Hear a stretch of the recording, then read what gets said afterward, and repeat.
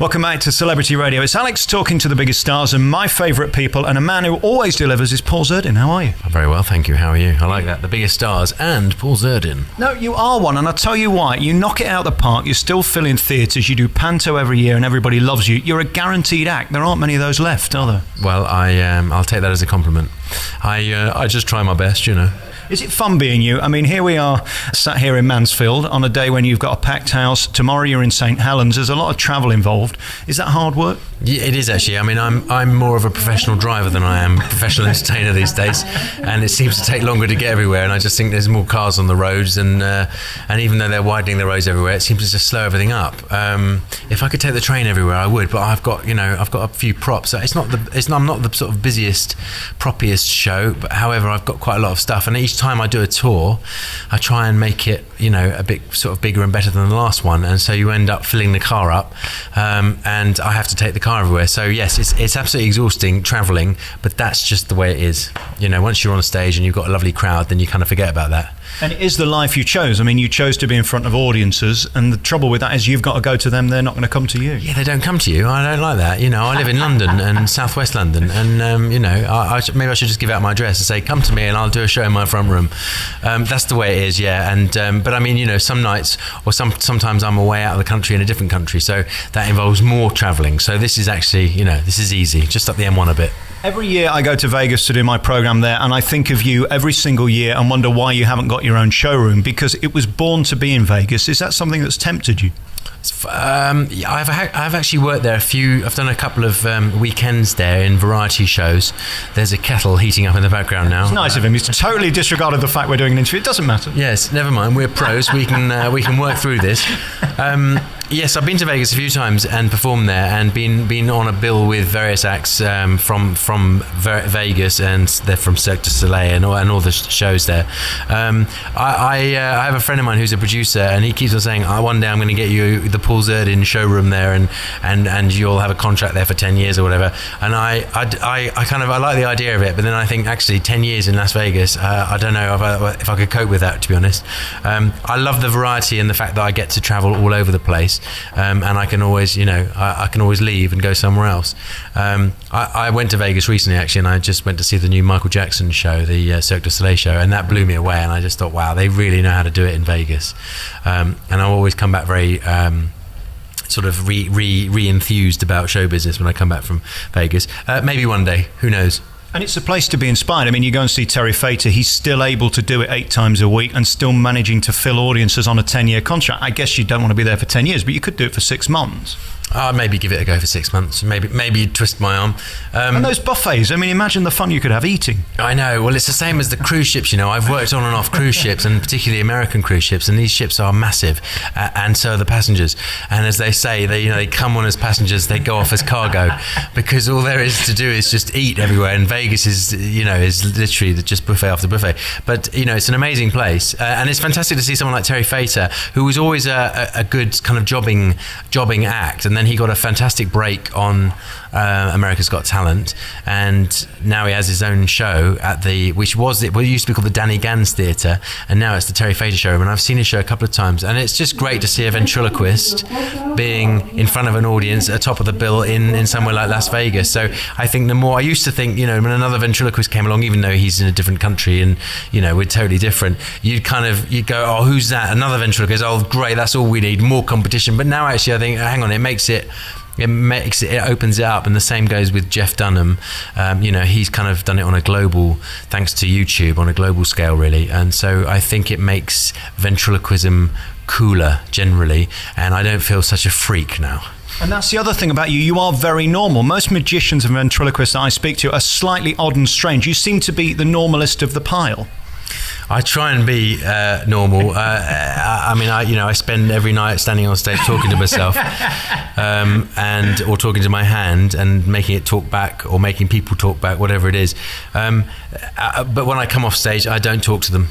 I don't talk to the puppets. They go in the boot of the car, and I don't speak to them until the next night. So I think I am quite normal. I have heard stories of ventriloquists after, there was a story of an American ventriloquist. I don't know who it was, but he was working at the Palladium some years ago, and apparently he did a show. It didn't go very well, and he was overheard in the dressing room shouting at the dummy, saying, "You weren't funny tonight.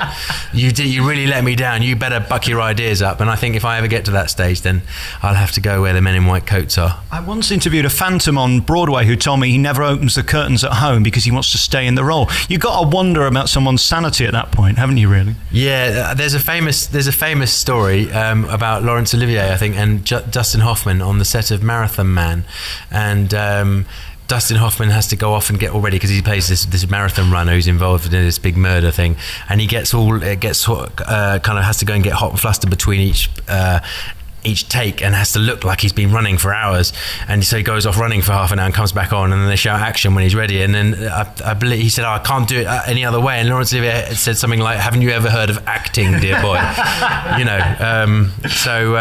Anyway, I don't know why I'm comparing myself at puppets to Laurence Olivier and Dustin Hoffman. Big yourself up, why not? Yes, but I like to think I'm relatively normal, although I'm working on a sitcom idea at the moment, which I'm just filming a little mini pilot for, and that is kind of based on the perception that everyone has. When you think of a ventriloquist, you do think of some weird bloke with a scary looking doll talking to it, in the room, planning the murder somewhere, so I am kind of focusing on the mad side of it, because I think in a way that's kind of what people they want to know that, or think that you're a bit nuts in a funny way, obviously not in a weird spooky way. I'm trying to sort of harness that side of it, that aspect in this show idea. I've seen you twice live. I saw you in Leeds in a theatre last year doing your act, and then I saw you previously in pantomime, and you're amazing at both. And we do have a lot in common. I mean, I've spent much of my life enjoying myself with my hand as well. And we look at your career now, and you've got such warmth on stage. I think that's what comes across more than most other people in your genre that I've seen. You're very likeable, but your characters are as well. I mean, the puppets are immediately funny, aren't they? Was that important to you, that you had a warmth about you? You're cheeky, but you're not kind of smutty and rude, are you? Well, the show has got adult content in it, which is why it's a 15.